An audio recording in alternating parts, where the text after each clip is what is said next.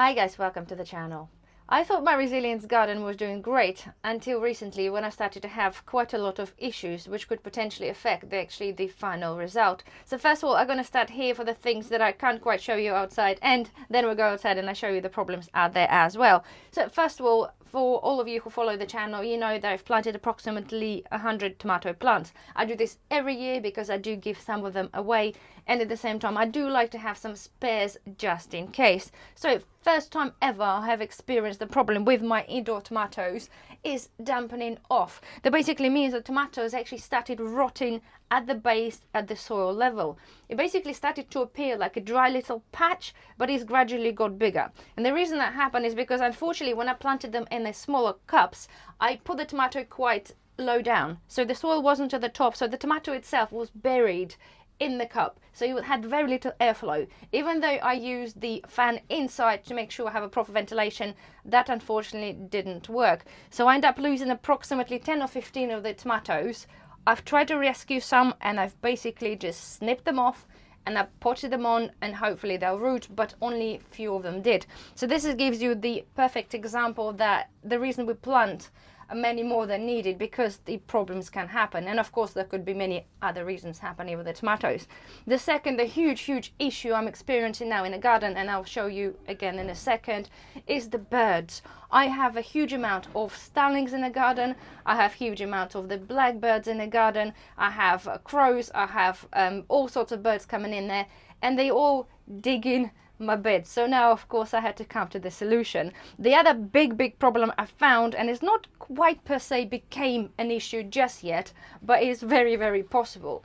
I have discovered one of those big snails in my garden, in fact two, and I know those quite well because when I used to live on the south coast, they used to be in my garden quite a lot, and they are absolutely huge, and I'm saying they are like this big. So every time I used to cut the grass, you can hear constant crunching, and those snails are absolute savage. They literally will take your lettuce and they'll treat this as all you can eat buffet. They will eat the whole head in the space of probably a couple hours. They are absolutely ruthless, and this is scary. Although I do have things like, I grow things in my raised beds, this is something for me that I'm absolutely dreading. If they start breeding here like crazy, then God help me growing anything. So now let's go outside. I show you the problems I have outside, and I show you some solutions as well, and then we'll come back here, come back to the other greenhouse, and I show you what's going on inside my house as well. Let's go.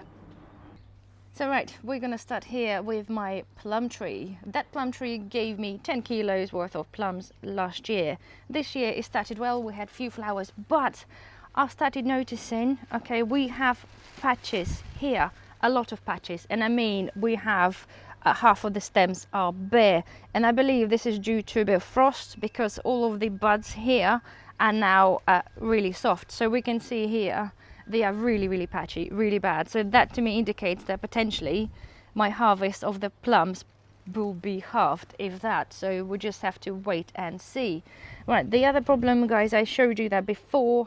I had mice or rats eating through my composter, and they ate through it, which was rather devastating, because also what happened, I had them digging out my other composter on the other side and basically just dumping all the soil out there. So I had to trim that tree in the end. I'd have to cut everything off. I have to get rid of all that soil, basically tidy this up and solve the problem. But what I gained from that is I now have another usable bed that's now moved forward, and I do have a space there where we'll be growing some probably climbing courgettes in the ugly pot over there. On the positive side though, the apple tree looks absolutely marvelous. Right, so second problem I'm having is the leaf miner, and I had this last year and apparently they came back to the same place. So I now have to makeshift protection for my crops from leaf miner as well as the birds. So here we have my broad beans, which are doing kind of a-okay. And next to the problem now, my black currants, I was so looking forward to this year, have not produced a black currant at all. All of the things here, they used to or should be black currants, they are all gone. They all just, again, I would assume the frost got it. I'm not sure, but I don't have, look, it's just It's terrible. It's patchy. It doesn't exist. The red currant's doing okay. You can see they're there like they should be. But black currant is not, which is rather devastating. So another problem. No idea why. The gooseberries, they kind of, they're growing, they're okay, and they will be protected. So here I had the same problem with the birds digging out my seeds. So I've got some beans here, and I've got some beetroot planted in the middle, and this is kind of thing that I normally eat and pick out, so I had to do that, and I've done the same with here. It is ugly, but it's all about the protection. So I've got some strawberries. Right, this is again what was a major problem again. Everything here that I planted been dug out, so I had to go again. I have potatoes that didn't come through yet. I have some salads, some carrots, and I've got some beetroots on the other side. And then I've got peas currently under the netting, just about, you can see them there growing along the side. 3 times they've also been eaten by the birds. So moving on to my lettuce being protected again from the leaf miner. I had to do the makeshift rubbish thing, but gotta do what we gotta do. Another thing we had is the wind. Constant issues. You can see they're all pretty much lying down, and some of them actually I think are uprooted. So that's one of the other big issues we had. So on this side, you can see I had to literally make the garden look like some sort of a weird allotment with all the plastic and fleece cover-ups just to save them from birds. I've got here planted out some beetroot, and I've got some lettuces there, and the volunteer potatoes, of course, and I've got row of peas at the back protected from birds. I've got some more beans, broad beans, right, and this is our makeshift arch thing. If you remember, I had those arches there, so we've put some metal straps across, okay, with the cable ties, and then I've bought this netting. It's only like a couple of quid, less than that, from like a Poundland or something, and that stretches across. So this is the arch where we're going to be having my runner beans, all sorts, hopefully climbing over, and hopefully that's going to be strong enough. I have to keep an eye on it, because if it's not, I have to think of something else. Right here, I had another problem with the base that we built for the strawberries. It's rotted quicker than anticipated. That's collapsed. Strawberries fell over, so we have to redo that. And you can hear them, look. They're just constantly there. Constantly digging my stuff.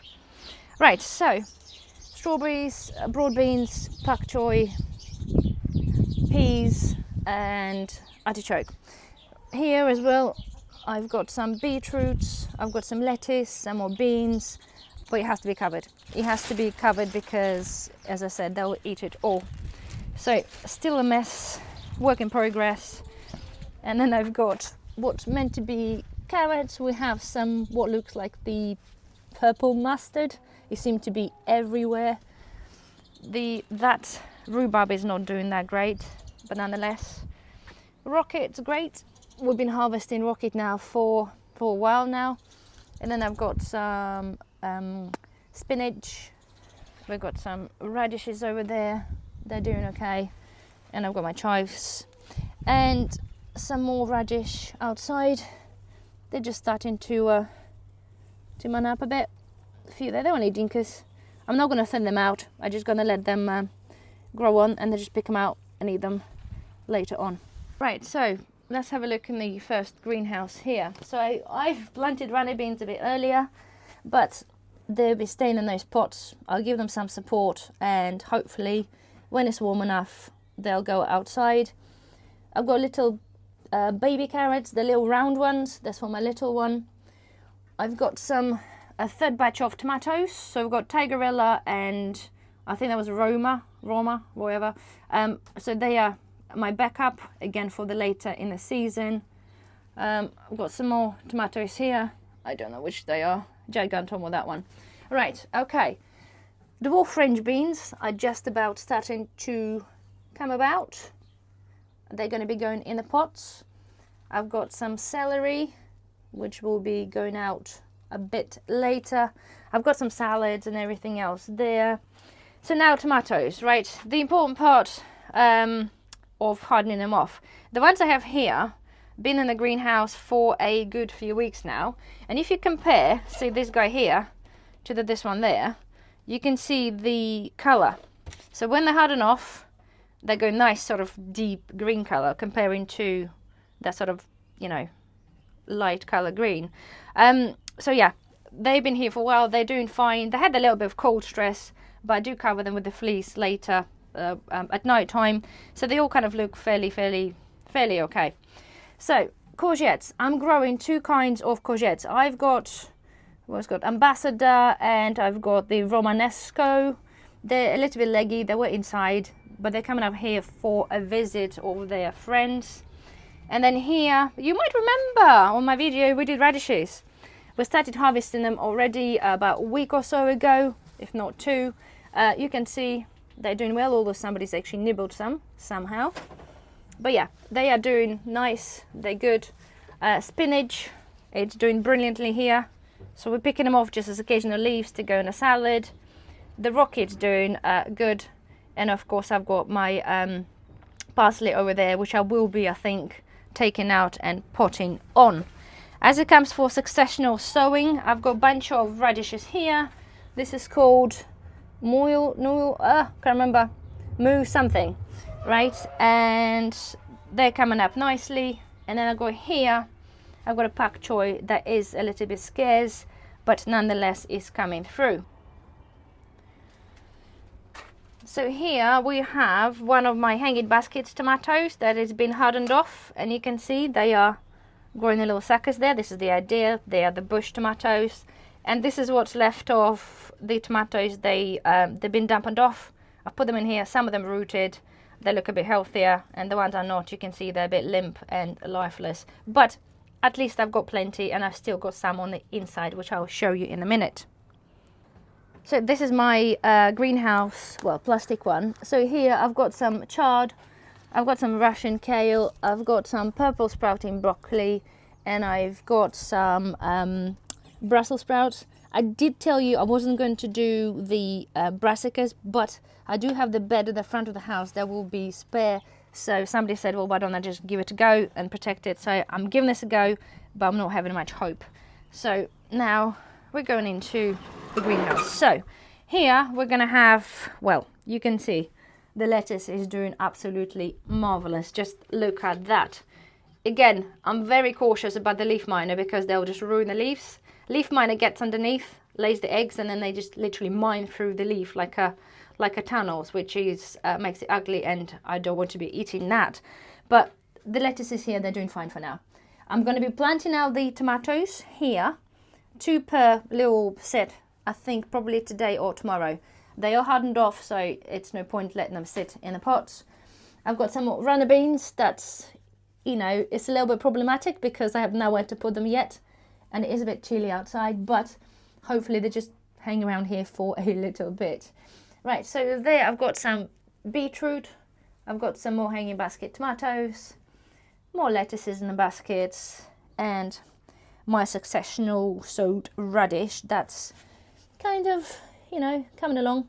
This is the French breakfast, so they're deep ones, and the longer ones and thinner. They take a little bit longer, too long for my liking, but nonetheless. And then of course I've got my hanging basket tomatoes. You can see they're a little bit smaller. They have got a little bit of leaf burn from sunshine because we have had a direct sun on them when they were little, but they're pulling through. They're growing. I'm happy with that. You can see the color. They're not the best, but they'll recover just absolutely fine. Right, so let's go and have a look inside. So here outside, I have my mini greenhouse inside of the playroom here, and I did tell you guys that I'm trying to harden them off by opening the patio doors. So during the day when it's a bit chilly, I open up the door, get the airflow, and hopefully get them a little bit sort of ready for the greenhouse. There is time for them to go. I'll show you in a second. They are super big, but it's something that I think hopefully works, although they haven't changed the color as yet, but I'm hoping that's going to just buy me just that a little bit of time this is my cucumbers. They're the ones that just been potted on, so they hopefully will stay here for a little while. My chili peppers and peppers, I kind of doing okay. It's time for them to get hardened off and go inside the greenhouse. Here I've got my second batch of cucumbers, just in case. More chilies and peppers, cucumber melons over there, and this is my tomato forest. You can see they are desperately needing to go. They are huge, but they do look very healthy. The stems are nice and thick. We still got, well, roots are there, so in about a week or so, hopefully I'll permanently leave them in a greenhouse. Here I've got some more tomatoes. This is, what is it called? Mascotka, I think. They're meant to be a trailing cherry tomatoes. And then I've got some more tomatoes there, and I've got the massive tomatoes here. They are like half a meter long or something. But nonetheless, so this is what I have inside right now. So now again we have outside temporary, this is one of the long trombone type courgette. It's like a viney variety, so it climbs up. So this is what I said I'm going to be putting in by like the fence over there. They're kind of looking good. I've got 6, which is 7, which I think is far too many because apparently they grow huge. First year I'm growing them, but anyway, they're here chilling. I've got some more lettuce baskets. They were hanging, but because of the wind I've put them down. And I've got some cat and again lettuce, protected from the leaf miner and sparrows. And then I've got some mustard, and I've got some parsley as well. And in my kitchen, I did tell you guys, I think I'm going to be doing this again. I've basically planted on 3 cucumbers here. This one is getting a bit, sun is getting a bit limp, but nonetheless, they did well last year. I've got 3 here, and then I've got 3 on this side as well. Slightly bigger pot this year, but they did well last year, so I'm hoping I'm gonna have some early cucumbers as well. So there we are, guys. You see that I've got quite a few of the potential problems which can affect. So it's all well and good, of course, planting stuff, but it's the idea is protecting your crops. See how I stopped looking at this, and I always apologize how messy my garden looked, and I always wanted to look Instagram pretty because, you know, you're growing vegetables and they should look pretty. But now I'm looking at it in a different way. I don't actually care how pretty that looks. All I'm caring about is protecting what I have. See, the problem when I had with the birds last year seem to pretty much doubled this year. They're absolutely everywhere. So you can see for me is the need to literally cover everything in the netting, because otherwise I'm literally going to have no produce to eat at all. So my next step will be covering up a little bit more of the middle bed and changing the fleece cover for a netting, which I put the link down below. I got this from Amazon, and of course I've bought some of the Packside liddles. Are great for like little coverings. You can buy them for like 99p, plastic, perforated plastic, which works well to protect all of it there. But so the main aim for me again for this week, which is meant to be rather nice and warm, although very windy, is to go successional again. So I've seen the radishes. I've got something I'm harvesting now, which is not enough, to be fair, so I learned my lesson. I'll be planting a little bit more. One of them outside in the pot, and I've got some in the raised beds in the second greenhouse. I'll be potting on my tomatoes in the greenhouse, so those ones that are ready, as you can see, they're nice and strong. They're starting to have a side shoots coming up, and in some of them a roots are appearing at the bottom, so I'll be putting them in that greenhouse, not in the area where the radishes are, but the spaces where free. I'm going to be planting them on. I'm going to be potting on probably the leeks in the slightly bigger pots as well. And this week I'll finally, hopefully, get to do a main batch of my beans. Runner beans I've done. I'm going to do a main batch of them, and I'm going to do loads more of a different kind of French beans. Apart from dwarf, I've got 4 different or 5 different varieties, all produce different kind of beans, different flowers, and the different purpose beans, and the different speed as well. All going to be going on the arch there as well. So there we are. Nobody said it was easy or going to be easy, and something tells me, unfortunately, that this year again is going to be harder than ever. But we're here, we must persevere and do the best as we can. Anyway, guys, I hope you have found this video helpful. If you experienced any of the problems, or know actually the better solutions for the problems I'm experiencing, please comment down below. Otherwise, thank you so much for watching. I shall see you in the next one. Bye bye.